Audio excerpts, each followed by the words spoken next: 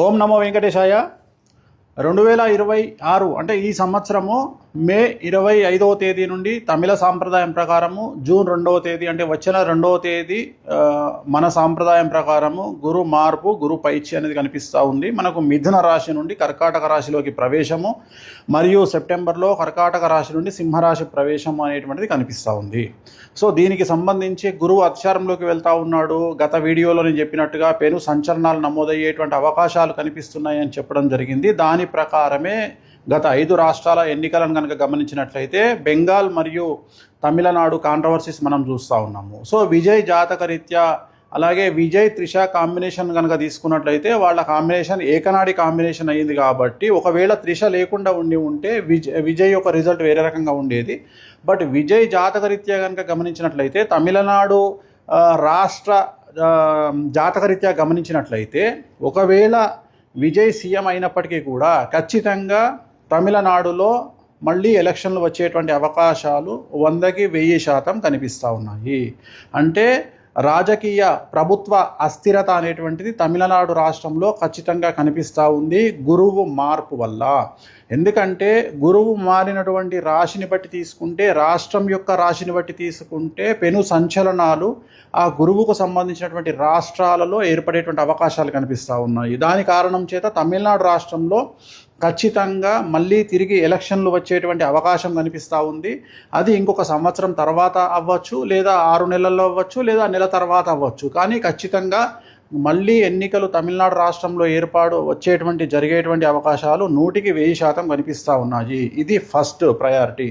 రెండవది, పశ్చిమ బెంగాల్ రాష్ట్రానికి సంబంధించి ఒకవేళ బీజేపీ ప్రభుత్వం ఏర్పాటు చేసినా కూడా మళ్ళీ ఖచ్చితంగా రాష్ట్రపతి పాలన విధించేటువంటి అవకాశాలు కనిపిస్తూ ఉన్నాయి.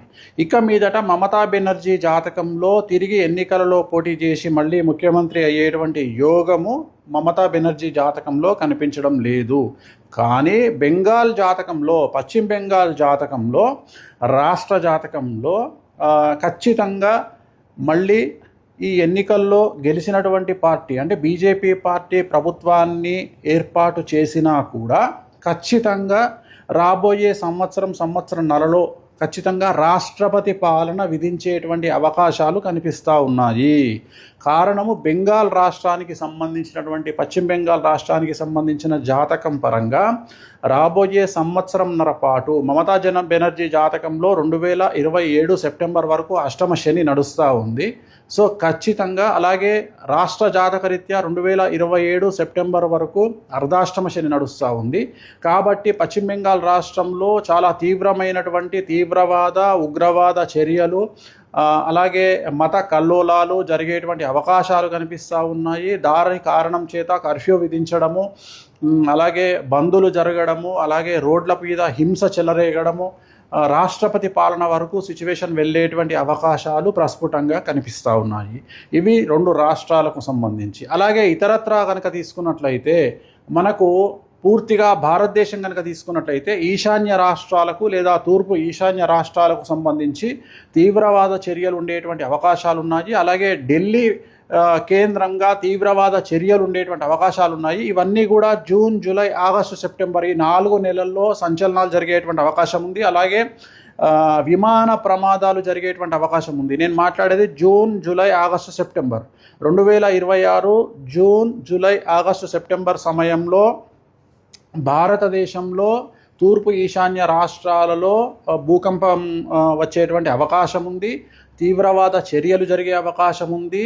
అలాగే విమాన ప్రమాదాలు జరిగే అవకాశం ఉంది.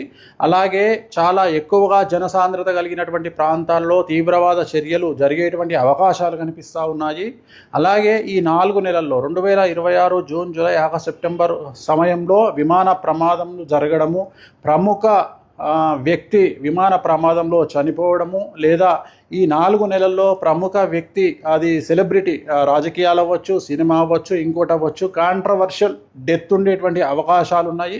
సో ఇవన్నీ కూడా ఈ సందర్భంగా ప్రత్యేకించి జరిగేటువంటి అవకాశాలు ఈ ప్రత్యేకమైనటువంటి జూన్, జూలై, ఆగస్టు, సెప్టెంబర్ 2026 సంవత్సరంలో ఈ 4 నెలల్లో జరిగేటువంటి అవకాశాలు ఉన్నాయి. అలాగే తెలంగాణ రాష్ట్రంలో రాజకీయ సంచలనాలు లేదా తెలంగాణ రాష్ట్రంలో ప్రముఖులు జైలు పాలవ్వడము లాంటి సంఘటనలు కూడా ఈ 4 నెలల్లో గోచరిస్తూ ఉన్నాయి.